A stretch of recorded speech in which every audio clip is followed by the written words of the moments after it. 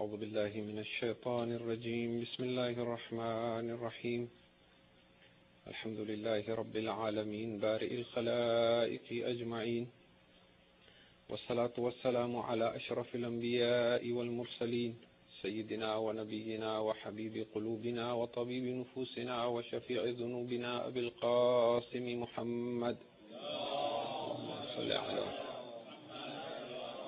ثم الصلاة والسلام على آل بيته الطيبين الطاهرين المظلومين لا سيما بقية الله في الأرضين ولعنة الله على أعدائهم أجمعين أما بعد فقد قال الله تبارك وتعالى في كتابه بسم الله الرحمن الرحيم يا أيها الذين آمنوا استجيبوا لله وللرسول إذا دعاكم لما يحييكم الصلوات على محمد وعلى محمد. Last night we began a series of discussion on the subject of how to end negative suffering and based on the feedback I got from a number of the mu'mineen, it was a little heavy going and a little deep in terms of philosophy and psychology. But it was important that we establish a base and get that grounded initially. And tonight, inshallah, we will build on that with a lot of examples and experiences in life that we can relate to before we move on to more new material tomorrow, inshallah. A very quick recap, just to remind ourselves. We started off by saying that Allah subhanahu wa ta'ala in Surah Al-Anfal, chapter 8, verse 24, is inviting us to that which will give us life. And we distinguish life as not being the same as birth. And we said that it is possible for a person to be born but not to be alive. We went on to say that a person can truly be said to be awake and conscious and alive when they are so connected to Allah subhanahu wa ta'ala that there is this inner peace within them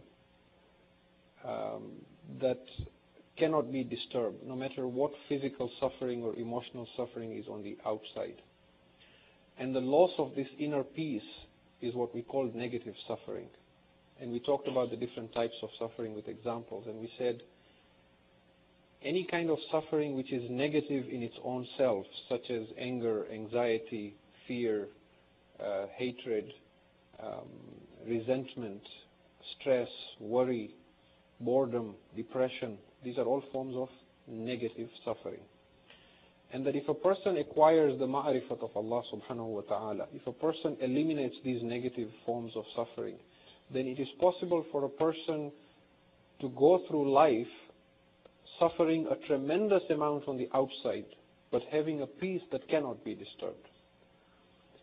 And when you speak to a lot of people about spiritual purification and enlightenment and evolving spiritually, you will find that the key concern that a human being has is not so much to have mystical powers and abilities. Most human beings, it is of course of interest, and one will always be curious to know how to achieve such powers. But at the end of the day, a human being is not so concerned about being able to fly in the air or walk on water or read people's minds. Those are all nice to have. The real thing that a human being wants to know is how to end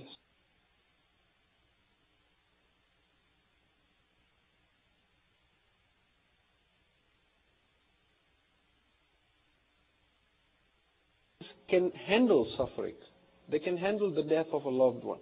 They can handle the news that they are now suffering from an illness because of which they will die in a few months. What they cannot handle is the fact that this suffering appears to be so meaningless. What was the wisdom behind my father or my mother or my child dying, for example? And as a human being begins to struggle with this, that is really the key thing, that I can manage suffering, but I need to find meaning behind it. What is the meaning behind suffering? And inshallah, if time permits, we will get to that. So again, we talked about some of the causes of negative suffering, and we said some of the key things were we have an outdated method of resolving problems. The second thing was we tend to live in the past or in the future more than in the present. And the third we said is most human beings are trapped in their mind and they identify themselves as being the thinker inside them, when in fact the real me is the person who is behind the thinker. When the thinker no longer believes to be, that is me, then what remains is the real me. And it's very difficult to attain that status, but inshallah we will talk about methods of attaining that. So tonight what we want to do inshallah is discuss, yesterday out of these three methods of suffering, we talked about the first one, which was the outdated method of solving problems. And we said when we were infants we learned some bad habits, that when you have a problem, because we were so helpless, we developed some techniques of solving a problem, like crying and kicking a fuss and so on. And many of us do not go beyond that. We do not learn the art of communication, and we tend to still use those same methods to resolve problems. So we gave an example of that. And we said that another comment that I didn't make with regards to this problem of outdated methods is when somebody behaves in a manner that is immature, what we say to them is stop being childish, isn't it? Now notice the word stop being childish. Why do we use that word? It obviously offends somebody, so that works in one way, is to perhaps offend the person. Stop being childish, stop being immature. But stop being childish means stop acting like a child, because that is how a child resolves problems. And you are not a child. Okay? Now, somebody sent me an email that was, I thought, interesting, and I just want to share some passages in it for you. And I want you to see that at the end of the day, all human beings want the same thing they had when they were children, except that human beings are trying to regress instead of progress. And that is where the problem lies. This email that someone sent me is entitled, The Resignation of an Adult. Okay? And this is an adult who says, I'm not going to read the whole thing because I have other things to cover, but just to give you an idea. He says, I am hereby officially tendering my resignation as an adult. I have decided I would like to accept the responsibilities of an 8-year-old again. Then he goes on, and he says, I want to think M&Ms are better than money because you can eat them. I want to lie under a big tree and run a lemonade stand with my friends on a hot summer day, and I want to return to a time when life was simple, and so on and so forth. I want to think the world is fair, that everyone is honest and good. I want to believe that anything is possible. I want to live simple again. Now here, listen to this. I don't want my day to consist of computer crashes, mountains of paperwork, depressing news, how to survive more days in a month than there is money in the bank, doctor bills, gossip, illness, and loss of loved ones. So he goes on, then he says, so here is my checkbook, my wallet, my car keys, my credit cards, and my 401k statements. I am officially resigning from adulthood. And if you want to discuss this further, you'll have to catch me first, because tag, you are it. Okay? Now, what do you see in something like this? What is this person trying to say? That I am tired of being an adult. Because we associate the responsibilities and the problems we go through life as being something that you have to face as an adult. And that if you could be an 8-year-old again, you wouldn't have to go through all this stress. And what I'm trying to share with you in these 5 nights is that it is possible to have the same peace and the same happiness and the same tranquility that an 8-year-old has, without actually regressing and giving up the sense of responsibility that we should be having. If you can recite aloud, salawat ala Muhammad wa ali Muhammad. Muhammad wa ali Muhammad. So that was the first cause of suffering, that we use an outdated method of solving problems. The second method of solving, the second cause of our suffering was that we live in the past or in the future instead of the present. And the reason for that, we said, was because the mind is trying to fool us into believing that it is really me, it needs to keep constant mental activities going. And the mind has established that there isn't much happening in the present. So to live in the present means to die. The ego is threatened by the present.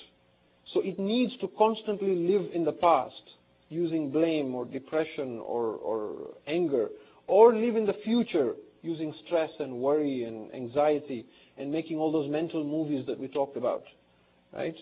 Now, and there is so much noise taking place in the head that we miss out on life itself. That's where we stopped yesterday. So our normal state of existence, which is the case of most human beings, is that we live in the future or in the past instead of the present. And this appears to be so normal that we don't see any problem with it, when in fact it is a very big problem. Now, I'm going to make a statement that will sound a little odd. And the statement is that the past and the future do not have a reality. They are an illusion. What is real is only the present. But what do we mean by that? What we mean is that it is impossible for you to have any experience in the past or in the future. Can you see something in the past? No. You can jog your memory, bring something so vivid in front of you that you actually begin to see it. But when you are seeing it, it's the present that you're seeing it. Can you smell something in the future? Can you hear something in the future? You may be able to use your imagination and think of something in the future to with such intensity that you actually feel that sense. But when you feel it, you are feeling it in the now. Now, one of the questions that I was asked yesterday was, but time and again we have to deal with the future, right? If I have to pay a bill, for example, are you telling me I should live in the present so much that I don't wait and I don't pay the bill until the actual time to pay the bill? That's not possible to live like that. If I'm managing a project, I have to think about the future. And what we are trying to say here is that you can deal with the future when there is a need to deal with a practical issue. But you don't have to make a problem out of it. Did you know, for example, that 80 to 90% of human thought is just repetitive and useless? Most of our thinking has no purpose. We are addicted to thinking. What is the definition of an addiction? An addiction is something that takes hold of you with such intensity that you feel you cannot stop it even though you want to. Whether it's a drug, or whether it's smoking cigarettes, or whatever it is. That's what an addiction is. An addiction is something that you feel, I cannot stop this. And if you say, I'm not addicted to thinking, then my question is, if I ask you to stop the thoughts coming in your mind, can you stop them? Have you found the off button where you can sit and switch off thinking? And most people cannot do that. And that is why we say we are addicted to thinking. So we introduced today the first technique, and we're going to introduce a number of them. The first method by which we slowly begin to disidentify from our mind, where we slowly begin to say, I am not my mind. And this first method is very simple. How to become present, how to live in the now. You sit where you are, and you take a few deep breaths. Okay? Most human beings have so much anxiety in them, they don't even breathe. You should take a full, oxygen is free. People are huffing and puffing. They're like breathing half breath. You sit and you learn how to take a deep breath, fully. Take a full deep breath in and out. And when you have sat like that for a bit, and you find now that thoughts are not coming into your mind, you are somewhat relaxed. Ask yourself this question. What is wrong with now? It's a very simple question. What is wrong with now? And the answer will always be nothing. And this is a profound discovery if you lock into it. You can never suffer when you are in the now. Negative suffering, not physical or emotional suffering, remember. Anytime you have any negative suffering, boredom, depression, anxiety, worry, stress, anger, fear, think about it. It will only happen when your mind is in the past or in the future. The moment you are in the present, you cannot suffer. And if you want, go home and try this. Sit quietly, take a few deep breaths, listen to the silence. Become aware of your breathing. Watch your mind. You begin to see there is no thoughts coming in now. You're relaxed. And then ask yourself, what is wrong with now? The moment thoughts come in, it's like, oh, yesterday this happened, and now this one made me angry, and now I'm upset with this, and tomorrow I have to do this, and all this stress comes in.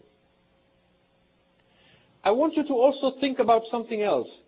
Whenever you had a serious problem in life, you managed it very well. The answers, the resources, the strength was there. Think about it. The phone rang. Somebody said that your loved one had an accident or died or something like that happened. What happened? Immediately you sprung into action and you did the right thing. You called other relatives. You called 911 if you had to. You booked a flight. You got on the flight. You got there. You started comforting other people. You went and got hold of a doctor. You spoke to the doctor. You arranged this. You arranged that. If there was a burial to be done, you went to the mosque. You spoke to someone there. You arranged the funeral. Where does an ordinary person get such incredible courage from? All your life, you worried that if something like this was to happen, will I manage? If my parent died, will I ever manage this? What will happen to me? I'll be so depressed. This will happen to me. If my child died, will I be able to manage it? But when it actually happened, you showed incredible courage. Why? The answer is that when it actually happened, you were so much in the present, there was no time to worry. The mind did not have the opportunity to play games. You're beginning to see where all this worry and stress is coming from. This is all things coming from the mind. And to always be in the future is a great cause of stress. Because when you're always in the future, what you are saying is, I don't want the future. I don't want the present. I want the future. When you say, I don't want the present, I want the future, I'm not happy now, I want something else, what you are saying is, I don't want what I have, I want what I don't have. I don't want this job, I want another job. I don't want this house, I want another house. I don't want this wife, I want another. As an example, Yani, I need to go home tonight. Dissatisfaction with the present. I want the future. And this is all the mind. When you learn the art of being happy with the present, you find it's not what you have, it's how. It's not what job you have that is making you unhappy. It's how you're doing the job. You can change 20 jobs. If how we think does not change, you will never be happy. Always waiting for the future.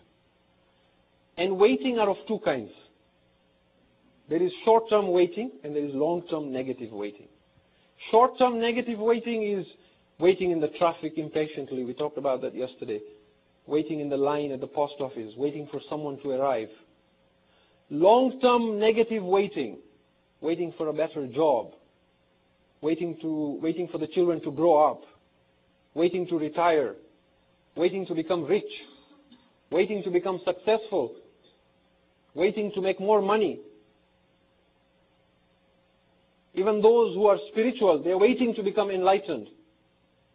They're waiting for the future to become enlightened. When you can actually do it now, waiting to become important, waiting to have some social status, these are all forms of not wanting the present and wanting the future. And because the future does not exist, only the present exists, it's impossible to get the future, and the present is escaping us. We are constantly creating this conflict in our lives by running after something that cannot be had and being dissatisfied with what we have. And we quoted a passage yesterday from Carl Jung, where he spoke to this Native American chief who said, we don't know what they want. They're always seeking something. They're always running after something. Why can't they be happy with what they have? So learn to live in the present and be happy with what you have today. And when you are present, every time you feel a little stressed, this is the first technique. The moment you feel a little stressed or unhappy or depressed or bored or anxious or a little jittery or resentful, take a few deep breaths, full breaths, deeply inhale and exhale.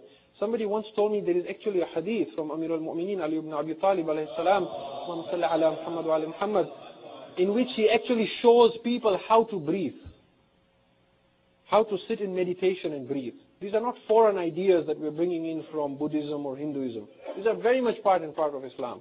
We've just lost these knowledge. Learn to breathe. Even when, for example, you have to do something, you will see, we advise when somebody has to do public speaking, if they're not used to it, or if they have to perform in front of public, they're told, what? Take deep breaths, because that relaxes you. And then once you're relaxed, ask yourself, yes, I want this, I want that, I want to change my job, I want to change this, I want to get this, I want to retire. If I had $1 million, I wouldn't have to work, I could do this. But what is wrong with now? There is nothing wrong with now. So the next time someone asks you, the next time someone tells you, sorry to have kept you waiting, you can tell them, that's okay, I wasn't waiting. I was just happy enjoying the now. I was just happy enjoying the now. I spoke to someone just the day before, and he said something to me, and I don't think he realized how profound the statement was. He had to go to Montreal, so I said, how are you going to Montreal? He says, I'll probably go by bus or by car. I said, why don't you fly? It's faster. He says, you know what, Khalil, the clock is ticking, so it's not going to make the clock slower or faster. Whether I sit at home or sit on the bus or sit on the plane or sit in the car, my life is still ticking at the same pace, and I don't have to get there at a particular time. So to me, it's fine whether I'm here or I'm there. I'm happy wherever I am. That is so deep and so profound. And to have this ability to live in the present is a great gift, because the moment we live in the present, there is a peace that enters our heart. There is a stillness that comes in. There is this calmness and this sense of fulfillment that comes in us, because now we no longer depend on the future to be happy. And the reason for this peace as well, when you live in the present, is because when you are in the present, like we said, the mind cannot chatter anymore.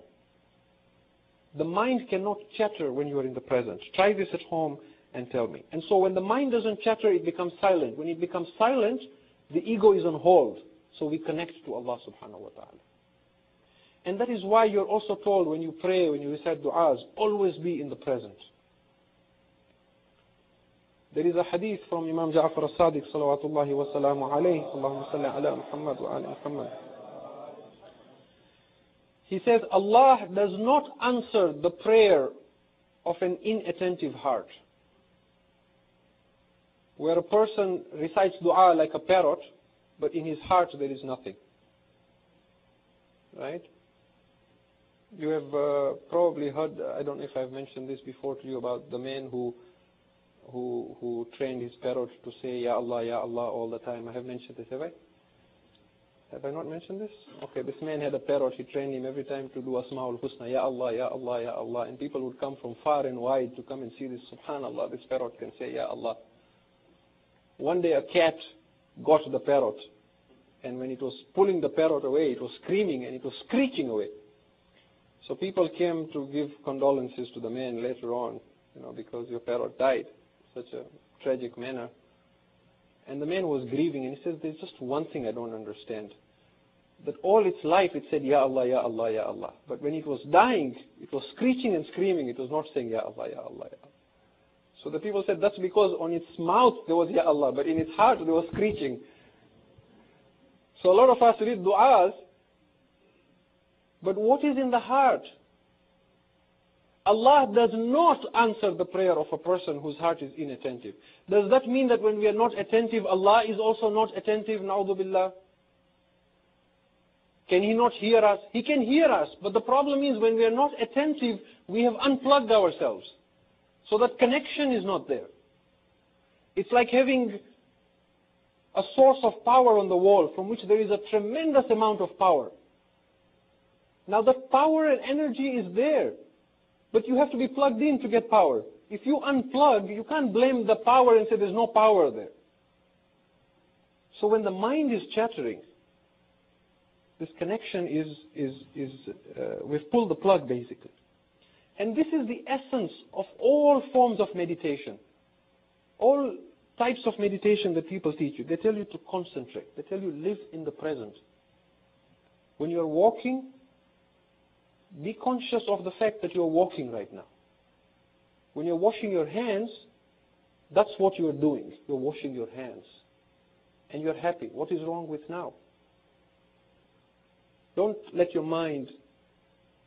If you look at Adab al-Salat of Imam Khomeini, beautiful book, very profound. And I'm giving all these examples from Islam so that you understand that these ideas are not coming from other faiths or other schools of thought. These are part and parcel of Islam.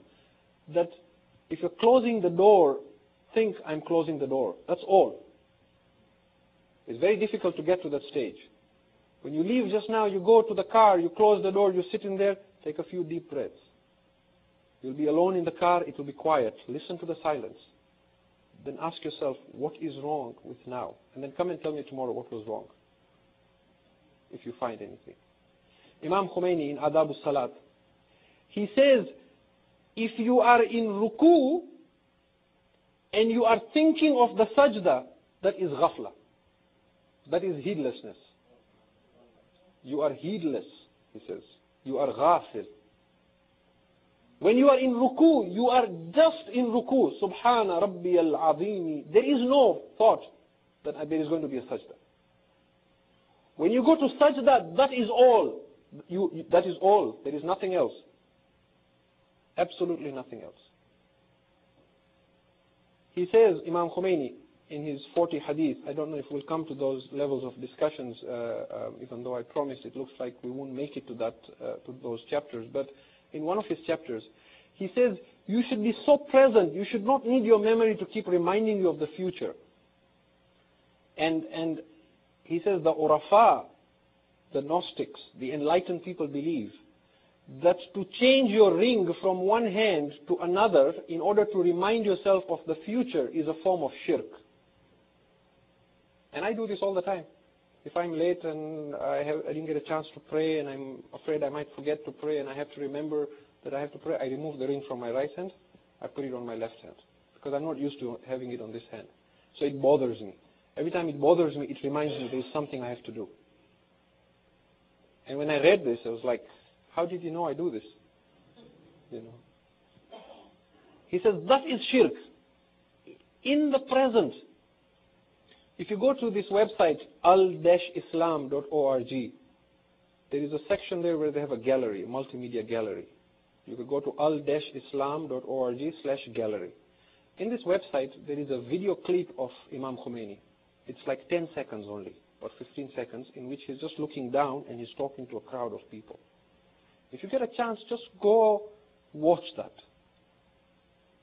The man has not been with us for over 25, 30 years, but just watch him and he will move you. You will see he is so much in the present. There is absolutely no self-consciousness. He's just looking down. He's talking softly. He's not even shouting. But just go home, play that video.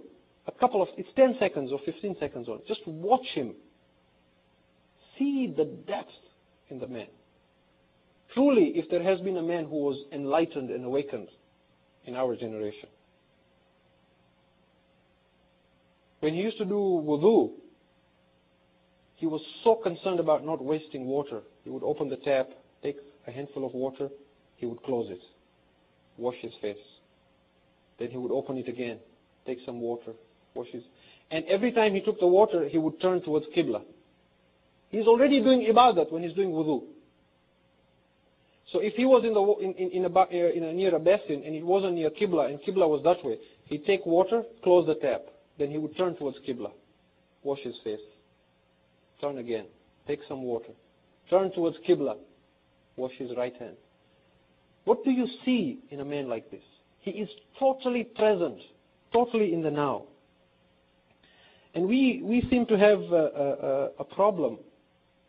If we can bring this about in us, then you will see a sense of peace, a sense of serenity that will take over us. This last Muharram, the 12 days of Muharram we passed, on the first early nights of Muharram, it so happened that I went to the Jaffer Islamic Center on Bayview, and we parked our car at. It's just an example, so you see that day to day how much we worry about things that we probably shouldn't. So we parked our car at the Thornhill Community Center, and they had a shuttle service, and we went to the mosque and came back and so on. Then after a few days, on the 7th, 8th night or so, we went again. Now we hadn't gone in between. It so happened somebody moved the parking. It was now at a different location at where the youths were having their English lectures at, Le Parc. Now we got there very early that day. So we thought maybe the shuttle service hasn't started yet or something like that. So we just parked at the Thornhill Community Center. There was no car in sight, no shuttle service, and we thought, maybe we're early. So we parked and then we just walked to the mosque. Now we had parked in the wrong place, obviously. Everybody else had parked somewhere else, but we didn't know about it. So there was absolutely no worry, no stress, because ignorance is bliss. When we came out of the mosque, we sat in the shuttle bus, my wife and I, and the bus is going towards the Thornhill Community Center. Suddenly it makes a sharp right turn and it's off in another direction. Now our first theory was that somebody was kidnapping us. Then we figured anybody who does that won't get a lot in terms of ransom. So we threw that theory out of the window. And we slowly realized we're parked in the wrong place. Now just to give you an example, on that particular day I was in this mood of what is wrong with now. So my wife says to me, we parked in the wrong place. We may be tagged or our car might be towed. So I said, yeah, but what is wrong with now? We are happy in the bus. We're getting a free ride. The weather is nice. What is wrong with now? And we got there. To make it very brief, we had to look for someone to give us a ride back. And, there was an empty bus going back, and the gentleman was very kind. He said, sure, I'll drop you. So he takes us back. And again, the same conversation was going on. What if they towed our car? Do you have the cell phone? What will we do with this or what? Yeah, but what is wrong with now? There is nothing wrong with now. When it becomes a problem, we will deal with it. When we get there and there is no car, then we'll see what do we do then. And we got off and we were walking there, and again the same thing. What if the mind, and I do this as well, right? This is normal that this might have, put yourself in this situation. How would you have reacted, right? Normally I would have reacted with worry as well. Maybe they take the car, maybe there's a ticket there. I'll get black points or demerit points, my license, do I have my cell phone, Why didn't they tell us? And then an element of blame as well, probably. This Jamaat, they should tell us, right? But what is wrong with now? Right now I'm walking and there's nothing wrong. And when we got there, the car was there was nothing wrong. So just because you have to deal with a problem doesn't mean it has to be with worry. Yes, we all have problems in life. Deal with the problem. When it becomes a problem, when it is the present, deal with it. But don't make it a source of worry. There is nothing wrong with now. When it's winter, people say, they say this coming summer is going to be very hot. When it's summer, they say this coming winter is going to be very cold. And you might say, we're just talking. We're not really worried. But we are building discontentment Because we are saying we're not happy with what we have now. We want what is in the future. Or we're not happy with what's in the future. When it snows 30 centimeters, you deal with it. You do what needs to be done. But there is no need to make a problem out of it. Or the gas prices are going to go very high this summer. Sure, they're going to go high. But what is wrong with now? When I came to Canada 6 years ago, the gas prices were 40 cents a liter. Now I'm paying 80 cents a liter. And by the grace of Allah, when it is $1.60 or $2, if I have the money, I'll pay. If I don't have the money, I'll catch a bus. If I don't have the fare for a bus, I'll change my job, or I'll take a bicycle, or we'll deal with it when it becomes the issue. But what is wrong with now? This is a radical way of changing how you think and how you change. And human beings, because they know that inherently they can only be happy when they're in the present, they are attracted to certain activities that keep them in the present. For example, a lot of human beings like dangerous sports. They like mountain climbing. They like car racing. Why? Because when you're climbing the mountain, you cannot afford to be thinking about what am I going to have for dinner today. It's extremely dangerous. You have to be focused in the now. Some people will practice, for example, Tai Chi or activities like that, which are good. Why do they enjoy doing this? Because they don't realize it, but subconsciously, when we are in the present, there is peace, there is stillness, there is no anxiety.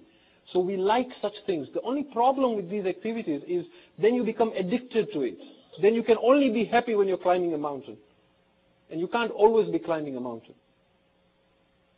So we are saying there is another way where you don't have to be doing something dangerous or something that is not natural. And in the olden days, the trainers and the enlightened sages and the Gnostics and the masters, when they wanted to train their students, they would keep them in a room, teach them meditation, and then at some point, when the room was all quiet, they would lift a finger and they would hold it like that for a bit. And the whole room would go quiet and everybody is now focused. And then the master would ask, what is lacking now? And the idea was to teach this valuable lesson, that there is nothing wrong ever. There is no negative suffering whatsoever when we are in the present. And I want to end with just a narration. There is a famous quote from Rumi. Many of you may have heard of Rumi, who was a mystic and a poet in Islam, in which he says, what veils us from God is time. Burn up the past and the future. There is no greater obstacle to God than the loss of now. But I want to end with a hadith of Rasulullah sallallahu alayhi wa sallam, Allahumma salli ala Muhammad wa ala Muhammad, so that we understand that this idea of living in the now is not foreign. I cannot stress this enough, because I know your immediate thoughts is, he's teaching us Buddhism, or he's teaching us this, because we have never heard of a lot of these things in Islam. And I want you to see it is there in our books. We're just not talking about them. Listen to this hadith, and then you tell me what you understand from this hadith. The Messenger of Allah, peace be on him and his family, he says, I swear by him in whose hand is the soul of Muhammad. He is swearing by Allah in a very beautiful manner, that I swear by him in whose hand is my soul. He says, وَالَّذِي نَفْسُ مُحَمَّدٌ بِيَدِهِ, I swear by him in whose hand is the soul of Muhammad. I have never blinked my eyes without believing that Allah might take my soul away before my eyelashes touch each other. This is hadith. I'll give you full references if you want. What I want from you is, tell me what you understand from this hadith. That I swear by him in whose hand is the soul of Muhammad. I have never blinked my eyes without believing this, that Allah might take my soul away before my eyelashes touch each other. The way I see it, he is saying, I am so much in the present I have absolutely no false hope. I do not live in the future to any degree, not even the blinking of an eye. This tells you something of the level to which the Prophet and the Imams had reached, and how far behind we are, and how much catching up we need to do. So, we were going to cover the third cause of suffering as well, but because of not having time to do that, we'll cover that tomorrow, inshallah. For tonight, though, think about this one technique that we have introduced, which is whenever you have any negative suffering, breathe deeply, bring some sense of peace in you, and then ask yourself, what is wrong with now? If you can recite aloud, Salawat ala Muhammad.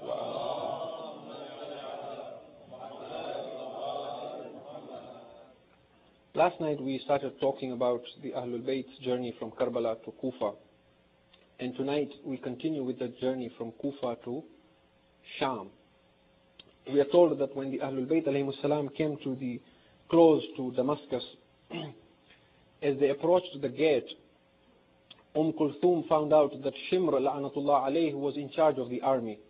She came to him and said, "O Shimr, if I've ever asked you for a request, it is this one request, that do not take us through the main gates of Damascus, because there will be people looking at us. Take us through another gate where people cannot see us."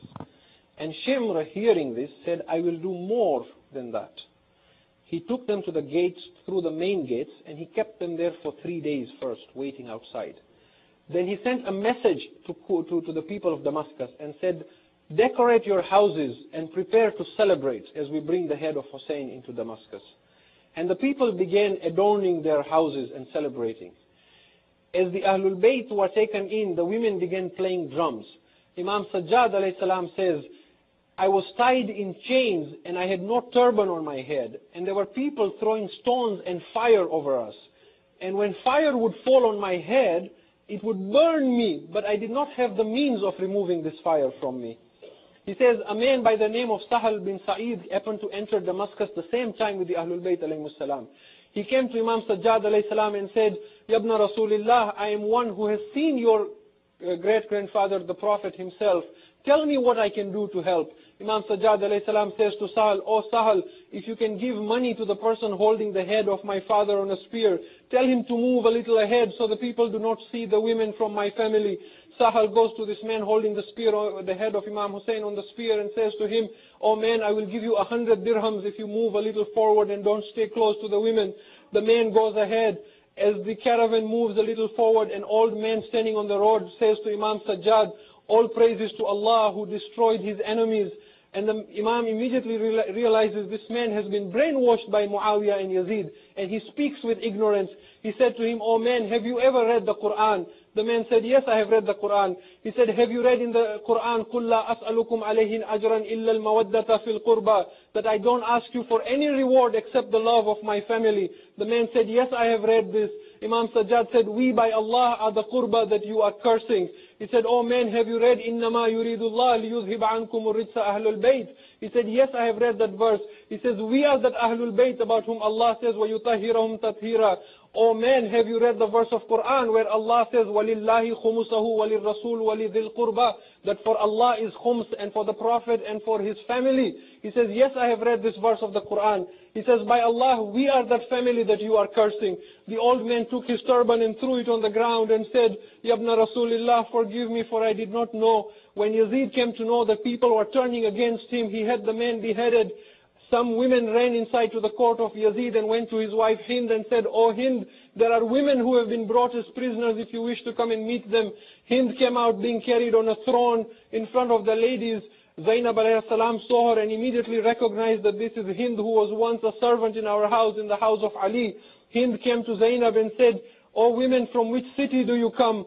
Zainab says to Hind, "Oh lady, we come from Medina." Hind came down from her throne. Zainab says to Hind, "Oh Hind, why did you come down from your throne?" She says, "Out of respect for the people of Medina." "What is it that you have with the people of Medina?"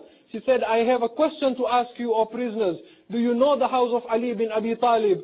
Zainab says to Hind, of course we know the house of Ali ibn Abi Talib. What is it you want from the house of Ali? She says, I used to work for them at one time. I want to ask about my master Hussein and his sister Zainab and Kulthum. Zainab parts her hair and says, oh Hind, you did not recognize Zainab. This is Zainab and there is Hussein, on his head is on the spear. Hind began beating herself and saying, Wa Imama, Wa Sayyida, Wa Husayna. If only I had been blind before I saw the daughters of Zahra in this condition. Ala la'natullahi ala al-qawmi al-zalimin. Inna lillahi wa inna ilayhi raji'un. ربنا بحق محمد وعلي وفاطمة والحسن والحسين. Oh Allah, we ask you to accept our gathering here this night. Oh Allah, we ask you بحق محمد وعليه الطاهرين to forgive our sins. Ya Allah, بحق محمد وعلي محمد, we ask you to give shifa to those who are sick. Ya Allah, بحق محمد وعلي محمد, we ask you to grant maghfirah to those who have passed away before us from our marhumin. Ya Allah, بحق محمد وعلي محمد, we ask you to hasten the appearance of our Imam and to make us amongst his ashab and ansar. ربنا تقبل منا إنك أنت السميع العليم.